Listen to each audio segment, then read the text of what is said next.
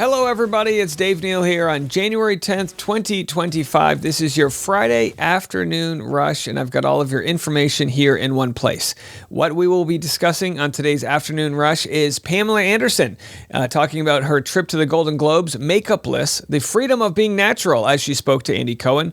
I love that clip. Plus a full deep dive into the California wildfires as stories of hope emerge, plus what Mel Gibson had to say about the fires affecting his community. Also, TikTok updates as they fight for their life at the Supreme Court today.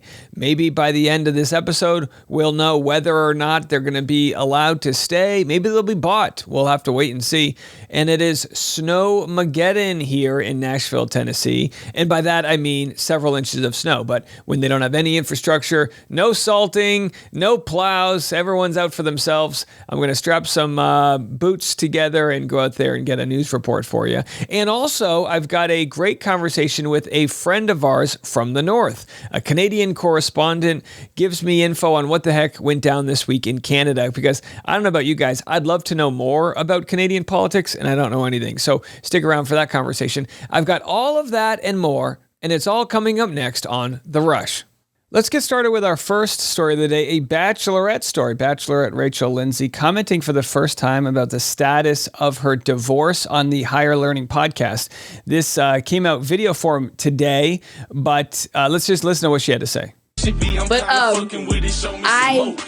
it's a very weird feeling, because from the moment he finally left the house after being here for 7 months, post-separation, I felt divorced, but for me, I'll be honest, it's there's a lot I want to say, and I'm not going to say it. No, I'm not. Is the divorce final or agreed upon? No. The divorce is final. The divorce is final. It's been filed.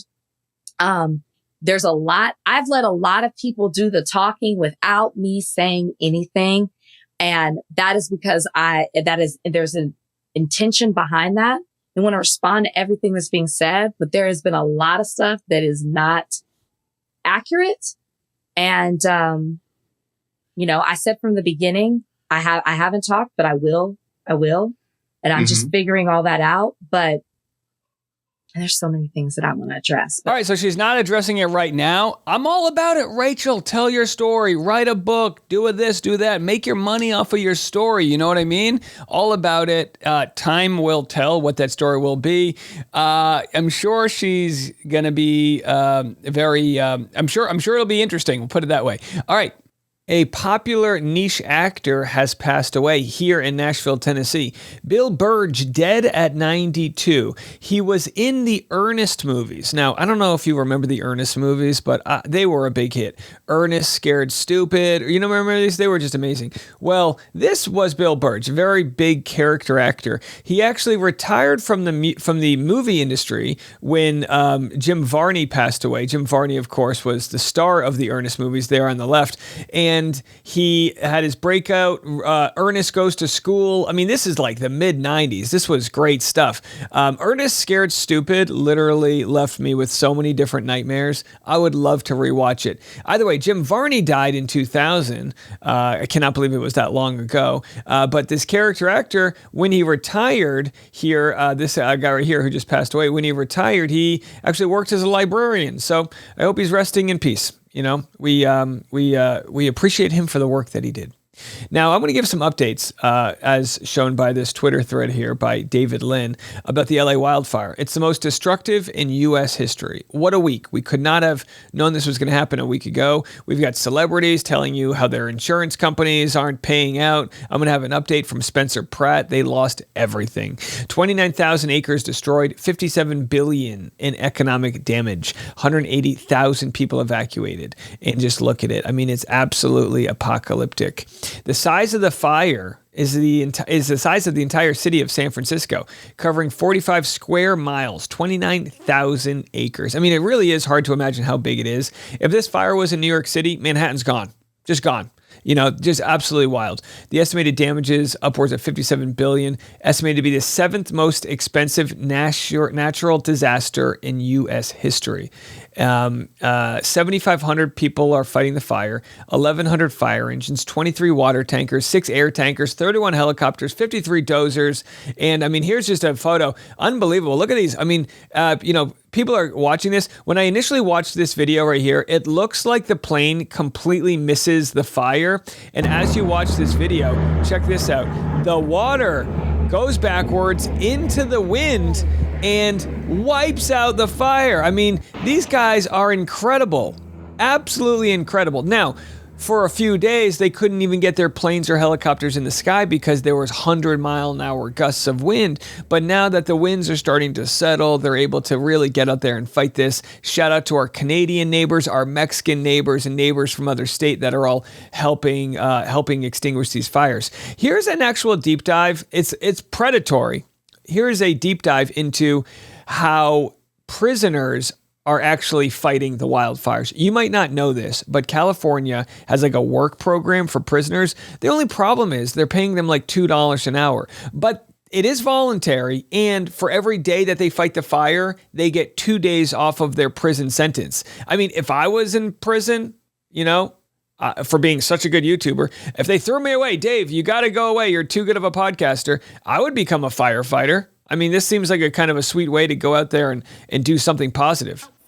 Californian inmates are being deployed to help battle the fires raging across Los Angeles. Some are working 24-hour shifts for just under $27. The highest skilled workers max out at about $34. That's under $2 an hour, far below California's minimum wage of $16.50. Listen, I think they should pay the prisoners minimum wage and help put a bank account for them together. And then when they get out, they've got a little bit of money to start their life with. Wouldn't that be good for prison reform?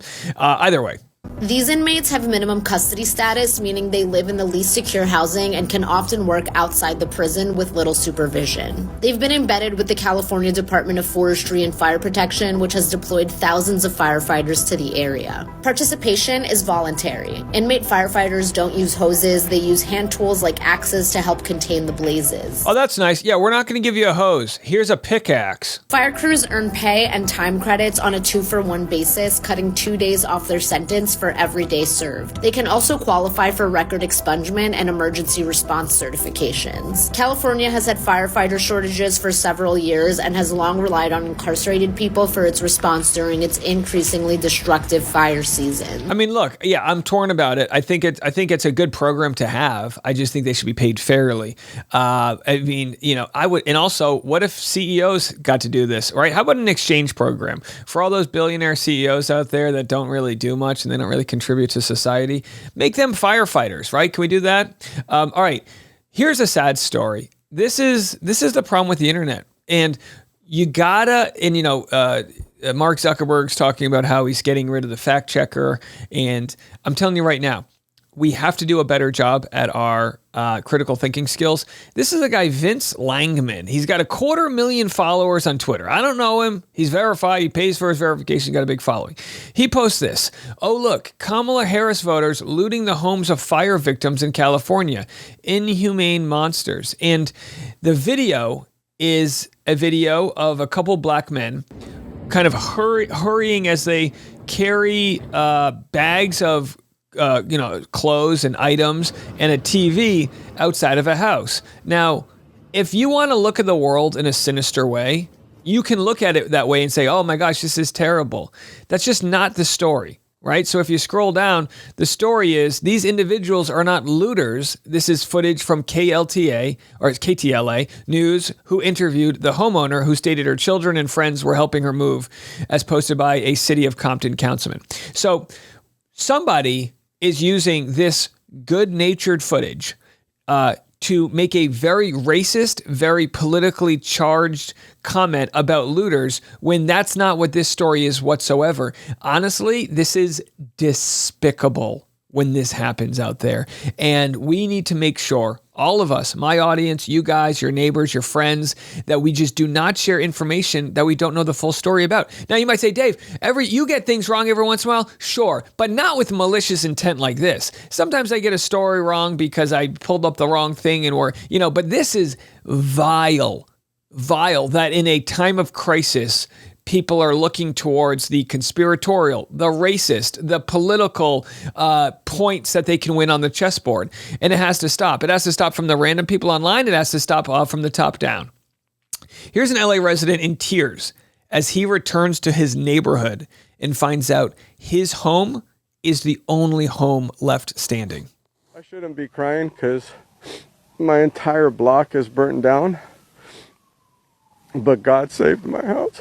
Why are all of my neighbors, why are they? And then in the middle of 2 burnt down blocks, there's one house standing, and that's mine. Yeah, man. It's like you take the win, but there's a lot of survivor guilt happening. I don't blame him whatsoever. Well, if you need a break from the fire, there is a new show out.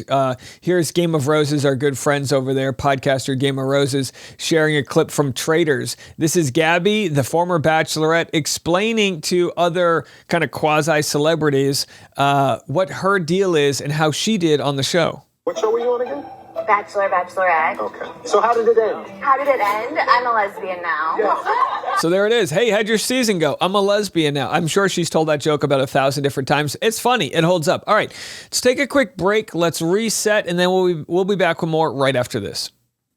Here's a heroic story, a diamond in the rough, actually, posted by Good Morning America. Matt Gutman was with Gail, a widow, as she discovered her wedding ring and passport survived the devastating wildfire. Have a watch. Building in Pacific Palisades, we meet Gail and Mario. Is this your safe? It is. Wanted to get to it before the looters got to it. So for those listening to the audio only, she found her safe in the rubble. Now, safes aren't always able to protect your items. You know what I mean? Like steel can melt, and they're usually only rated to last like 20 or 30 minutes. So just because you find your safe doesn't mean anything in it survives. Gail fled with just her nurse scrubs, a phone, and little else. The documents, passport, things like that Nothing. are somewhere here. Yeah. Everything. The widow hoping her wedding ring had survived this inferno. Mario pushed the safe off the building, then cracked it open. And for a moment, Gail held her breath. Oh, yeah. These your rings? They're my wedding ring. There it was, still glittering. Very cool. All right, so she found her wedding ring. I mean, hey, look, it's something, right? When you have complete devastation, just finding a glimmer of hope is a good thing. Here's Perez Hilton interviewing Spencer Pratt and Heidi Pratt, talking about their house fire and how they are now learning that their insurance was dropped right before the fire wiped out their entire home. Did your house have fire insurance? No, farmers dropped us. I want to sue farmers. They knew this was going to happen. We paid for 9 years with farmers, so all that money was for nothing. They didn't drop us. Maybe they don't renew you. After the Malibu fires, they didn't renew anyone in the Palisades. What is this? What does this mean going forward for you guys? Oh, we got TikTok Live for 10 more days. We're going to build a house off of TikTok Live gifts. We have a really low level. Well, it's called California Fair Plan is what we got, which is a joke. Thank you, Heaven. All right, so she said, thank you, Heaven. And of course, they're receiving gifts there on TikTok. Yeah, I mean, look, kind of funny, they've done reality TV. They were kind of big stars, late 90s, early 2000s. They were the big villains, even though they're still happy, which just goes to show that everything on reality TV is fake, or a lot of it is. But, their social media finally boosted over 1 million on TikTok because people are following this story. In one way or another, they'll be able to afford to rebuild rebuild. There's plenty of people that are worse off, but we don't need to be playing that game of who has it worse off. Here's someone who's going to be just fine. He's made literally so much, hundreds of millions of dollars off of the movie Passion of the Christ. Mel Gibson was on Joe Rogan's podcast, actually in Texas, in Austin, Texas, when the fires broke out. So here he is speaking to Joe Rogan, not even knowing if his home's going to survive. But like this morning, for example, I would be surprised if my home is still there. Yeah, we were just talking about that. The Palisades is on fire. Yeah. My friend Tom Segura, his house is gone. Yeah. It where he used to live. He sold it, luckily. Yeah, I have a son. He's in the sort of volunteer fire brigade, Milo. I call him the mayor of Malibu. And he's running around. And I asked him, how's things looking there, Milo? He says, not good, Pops. He says, your neighborhood. And he sent me a video of my neighborhood, and it's in flames. It looks like an inferno. All right, well, that was the initial story. Let's get an update from Mel Gibson. Did the home survive? What about the rest of the neighborhood, Mel? Your neighbors, the people you've lived next to for quite some time, how did they fare? Yeah, some of the neighbors really got it hard. I know, Ed Harris, the actor who lives down the street, I think his place is gone, and many of my friends up and down the street. And it was kind of random. It wasn't every place, but it was quite a few places. There was a dozen places or so that were just non-existent. Okay, so Mel Gibson did lose his home. Again, very sad. He'll, of course, be able to recover from that. He's going to do just fine out there. But yeah, very interesting stuff. Now, Mel Gibson, no stranger to Malibu. That's where he was arrested for a DUI. And all these random rants were caught on tape. Here's a throwback to you from 2006. Mel Gibson was caught drunk driving. They had audio of it, I believe, but honestly, I couldn't find it anywhere online. Here's a much younger Harvey Levin of TMZ discussing the cover-up from that Mel Gibson drunk driving incident. He became uncooperative, profane, threatening, at times violent, banging himself against the car, inside the car, tried to escape. Levin obtained the arresting deputy's notes, which say the handcuffed actor also began a barrage of anti-Semitic remarks. The Jews are responsible for all the wars, asking the deputy, was he Jewish? Initially, none of Gibson's actions were made public. One sheriff's spokesman told reporters the actor was arrested without incident or special treatment. So I guess he donates to the sheriff and they were able to keep it under wraps. Now look, it doesn't mean he's a bad guy, that he's an absolute drunk, but listen, I've been drunk before and I haven't done these types of things. So here's another rant he went on. And again, this is just a throwback, but here's another rant that Mel Gibson went on back in the day to the mother of his children. All the time with your fake boobs, you feel you have to show off in tight outfits and tight pants. Celebrities. So he goes on and on. I mean, you can find one clip after another. Here's a young Cenk from the Young Turks 14 years ago discussing how bizarre Mel Gibson is. See, you know how there's like gaydar? Does he have Judar? Maybe. How the hell did he know that guy was Jewish? That's random. A little twist of the story I didn't know before. Yeah, and of course, so people, they've been talking about this since the internet, started to exist. And here's another clip of just Mel Gibson yelling. I mean, it sounds like it's in like a Will Ferrell movie. You can't imagine people have this kind of rage. Esterhaus blamed Gibson when the script bombed, branding him an anti-Semitic loon who called Jewish people oven dodgers. So, I mean, and again, this is pretty crazy stuff, but Mel Gibson's movie bombed, and this is the audio recording of him, I guess, yelling because he lost money. So I can't imagine what he's saying behind the scenes about losing his house. Threatened to kill then-partner Oksana Grigorieva and showed his young son degrading pornography. When Mel denied it, he published the tape. So he denied this, and then after he denied it, the guy goes, you know what, fine, we'll publish the audio. And Mel Gibson's yelling, I go to work, you're getting paid, I'm not.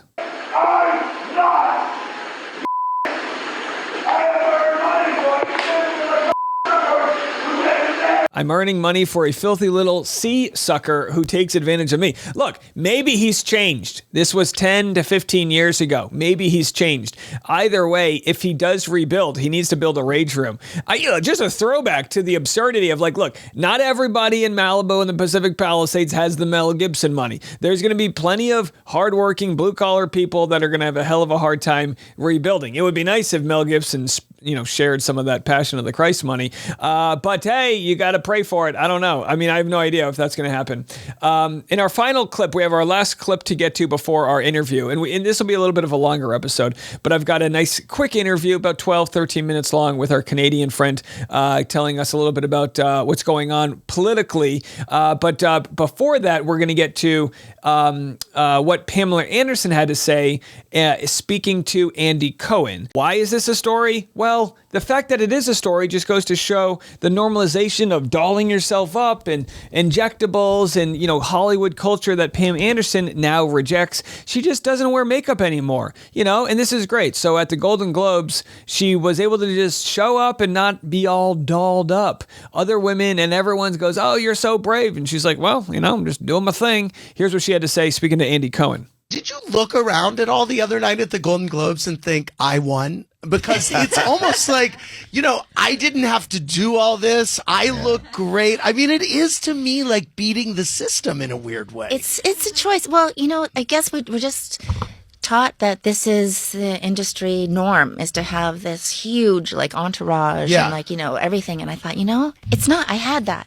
I did it. I did it. I at first, when you first start, you're like, this is so exciting. I've got so much attention. But then you realize I need more time with my kids, or I want to go to the museum, or I want to walk in the park. Right. My kids used to make fun of me saying, Mom, you spend most of your life in a makeup chair. Yeah. And I feel like, who am I competing with? I'm not trying to outdo or outshine anybody. Well, isn't that a great message for those of us out there who, feel like we're part of this corporate rat race or any sort of rat race? It's like, who are we competing with, really? It's about yourself. It's about happiness. And when she went through Hollywood and realized none of those things really mattered, she, now gardens and doesn't wear makeup. Good for her. That's amazing. All right. I love it. Okay. So coming up next, we're going to have my conversation with our Canadian correspondent. Ladies and gentlemen, very special update here from our Canadian correspondent, our friendly neighbor to the north, all of our political and social updates. It's Liz Russell. How you doing? Doing good. How about you? Good. So where are you up there? What part of what Provence? So I'm part of Ontario. My careers kind of took me all over the place. Was based in Hamilton, Ontario, which is about a half hour away from Toronto. Now. So a few days ago, we talked about Justin Trudeau resigning. And look, Americans, we don't know a thing about what's going on. We couldn't name 3 provinces with a gun to our head. And he was using some old colloquial terms, probably left over from, the British. And I have no idea what it meant. So was this a big shocker that he's resigning? There's been a lot of arguments that he should have resigned a while ago. So basically, when he came out on Monday and said, hey, I'm stepping down, I'm resigning as leader, that doesn't mean he's not prime minister anymore. He will be prime minister until his political party, which essentially in the States, I guess would be kind of like the New Democrats. It'd be like until they found a new leader. Now, we are in an election year because he's prorogued parliament, which is basically everything is on pause. This gives his party time to find a successor. Once parliament resumes in March, there will most likely be, and I can pretty much guarantee at this point, just because of the political discussions that are going on and what pundits are saying, there will most likely be a non-confidence vote, which means we will be in a spring election. So how many parties are there, and why does his party get to elect the prime minister? So there are at least 4 or 5 major political parties in Canada. So there's the Liberals, the Conservatives, the New Democratic Party, or NDP, the Green Party, and then there's also the Bloc Québécois. The Bloc Québécois obviously are mostly based in Quebec. You got to leave the Quebec, and you know what I mean. You got to leave them over there. Those crazy French Canadians. I hear a lot about them. They're drunk on poutine, but God bless them. So basically, the whole point with the leadership race of the Liberals, just because Trudeau has prorogued parliament and said he's going to resign, we still need a leader. We can't just go, hey, we're going to give it to this guy. Hey, we're going to give it to this guy. They need to have time to actually pick a new leader. It's the race to find out who it will be, where it's going to be kind of interesting. Normally, a leadership race can take up to a year. We don't have that time. We have your president coming in a couple weeks. We have our own issues here at home that we need a leader now. So I don't know whether the head honchos of the Liberal caucus will go, hey, who's going to run? Okay, we'll pick from these guys. Or if they will go, hey, we're going to do a very, very sped up quick version of this. So it'll be interesting to see. I believe the Liberal caucus is meeting tonight. I believe that's what I've heard, that they're meeting tonight. So hopefully we'll get more answers as to how that race will go. But at this point in time, not sure how it's all going to play out. All we know at this point in time is that government's essentially at a standstill. If there were bills that were being discussed, they're on pause or they're done. There's some that are being pushed forward, but I won't bore you with that. But at this point in time, we're kind of at a standstill. But it doesn't mean that Justin Trudeau is not the prime minister at this point in time. It's just we're finding out who his replacement will be. So and this has happened before. So back in 1993, there was Brian Mulroney. He stepped down because he didn't have popularity at the polls. And then we ended up with our first female prime minister, which was Kim Campbell, but she was only around for 4 months. So this isn't the first time that this has happened. Now it's pretty wild because it's like, I mean, look, if you don't want to deal with Trump, get out. And I was like, I don't know if that's partly why you resigned, but it's like, take your paycheck and go on a nice long holiday. Do you think that had anything to do with it? The idea, because there's a lot of rhetoric about like, and most of it's like tongue in cheek, but we're going to invade Canada or make them the 51st state. Like, what's the vibe? What's the tone feeling that people would sort of trivialize this, what is probably our closest ally? I feel like a lot of it right now is our premier, our prime minister, well, premiers and prime minister and some other leaders. We've stepped forward and said, no, we do not want to be annexed. Please stop doing this rhetoric. We are your ally. We are your friend. Please stop doing that. Him resigning isn't because of the incoming threat of Trump. There have been calls for him to resign for a very long time. When he got elected in 2015, he was very much about how it's going to be sunny ways and sunny days for everybody. But over the course of his last 9 years, there's been a lot of scandals. There was the SNC Lavalin scandal, which ended up seeing his, I believe she was the Minister of Justice. This is going over a 9-year career. I'm trying to remember correctly. The Minister of Justice, Jody Wilson-Raybould, she left. She was like, I'm done. See ya. There was the We Charity scandal. There was the blackface scandal. There was so many things that came up that it was like, oh my gosh, like what is going on now? And I mean, I was a morning radio producer for the longest time. And every day that there tended to be a new scandal, it was like, oh my gosh, again. And he was like a Nepo baby, right? Wasn't his mom, or did he come from? There were so many crazy conspiracies that he's like Fidel Castro's kid, and I'm not trying to share that conspiracy. It sounded, you hear this online and you go, what the hell? I've seen them too. But his father was another prime minister, Pierre Elliott Trudeau. And his wife was Margaret Trudeau. They had, now I of course wasn't alive during his father's reign. Well, you said his wife, but you meant his mom. You meant his mom was Margaret Trudeau. His mom was Margaret Trudeau, and he just got announced a divorce, right? Both of them, both Pierre and Margaret were divorced. Pierre has unfortunately passed away, I believe. But Justin Trudeau, didn't he just announce he's divorced? Justin is also divorced. His wife was Sophie Gregoire. Trudeau. I mean, single guy, leaving the job, yep. Get out. Go on a nice break. Go to Australia. Get out of town. I know. But there have been calls for him to resign for a while. Our Conservative Party leader, Pierre Poilievre, has been calling for non-confidence votes since September and saying, hey, here's a non-confidence. What that means is basically if there's enough votes, they're saying we don't have confidence in this government. And then the government has to go and say, are we calling an election early or what's going on? They got to talk to our governor general, which is basically our representation from the monarchy, going, hey, can we call an election? There's a lot of layers to it, but they've been calling for non-confidence for a while. And this government, this iteration of Trudeau's government, and I apologize for the shaking, I'm holding my phone. No worries. But this iteration of government, it was a minority government. They didn't have the majority of the seats. So that means they had to work alongside with some of the other parties to get things passed. And there was a deal between the Liberals and the New Democratic Party to get things done. Like we have $10 a day daycare. We have dental care that is essentially free if you sign up for it. $10 a day daycare. I mean, these $10 a day. These things are mind blowing to us. So, like, yeah, do you? I mean, do you? And now, obviously, just because you have $10 a day daycare doesn't mean you don't want to have a good vision moving forward. And he's been prime minister for so long that if people aren't happy, you got to listen to the people. But what do you think of the United States with our GoFundMe's when you get the flu? And we can't even support Olympians, Mary Lou Retton, when she gets a dirty lung. Like, do you look at this? Like, do people even understand how bad it is here? Because and I just ask, and I don't mean to lead you with your answer, but we have the lobbyists that tell us that all the Canadians hate their health care. And I'm like, I don't think they understand what we're dealing with. We have a lot of issues with our healthcare at the moment. We don't have a lot of doctors. I read this morning, I can't remember the exact context of the article, but it was like 1 in 4 Canadians don't have a family doctor.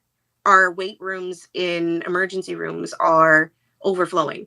And there's a lot of strain on our healthcare system. Yes, it is free, but there's problems.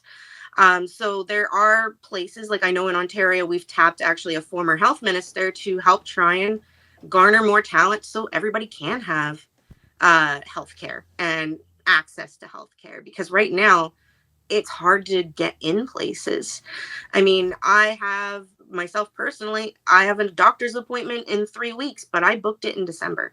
Yeah, no, I mean, look, we have a neurology appointment for our son that we booked 2 months ago and will be in 2 months, and it will cost thousands. You know what I mean? So it's like, I do empathize with that, but like people here are dying because they won't even go to the doctor. Like I used to drive Uber, and I would drive more people to the hospital because they couldn't afford an ambulance. You know, the guy with a bloody head in my car. It's like, but it sounds like you guys have a different set of issues. Ours are you'll have medical debt for life, or die in the streets because you refuse to go.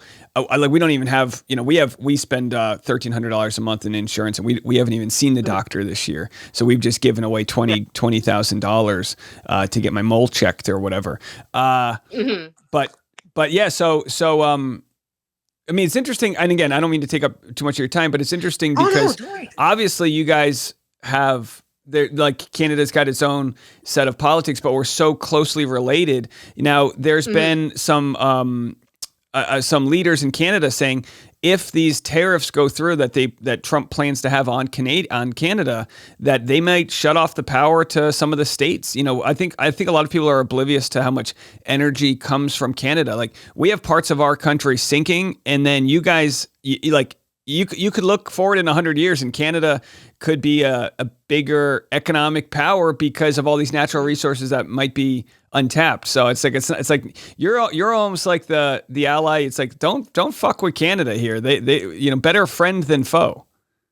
There is a premier in Alberta named Danielle Smith. I actually used to know her personally. She used to be a radio host. My host did cross content with her, and it was fun.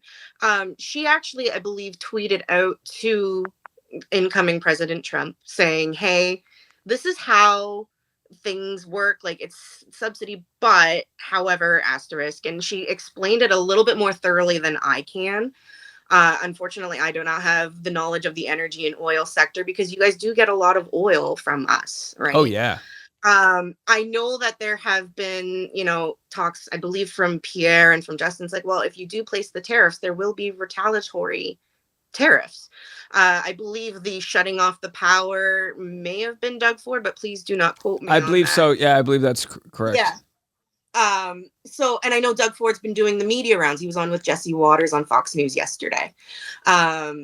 So I feel like we should really be in a wait and see. We should see what actually comes out of this. They've made it known. All of the leaders have made it known. Hey, we're not wanting to be annexed. We are your ally. We share a continent. We should work together, not, Yeah, it's like a friend who's like, I do not want to date you. We have a happy relationship. Let's just keep it friends with benefits. Well, look, please come back with any big Canadian news. I'd love to keep you in the loop here and let us know what's going on, because we aren't that educated on what's going on up there. And where can people find you? Twitter? Liz Russell 900. I won't interact very much. I will say that. That is my handle on Twitter. Great. Well, thanks so much for the updates, and come back anytime. Well, that's going to do it for us today. It was a long one, but we had so much to get into. Tomorrow, I'll be back with a great conversation regarding healthcare with a filmmaker from Brooklyn. You're going to love that interview. Trust me, I don't care what side of the conversation you're on. We had a great, passionate conversation about making our country better. Right? Don't we all love that? All right. Well, Friday afternoons, go get out of here. Go tell your boss to go F themselves. I'm Dave Neal. This is The Rush.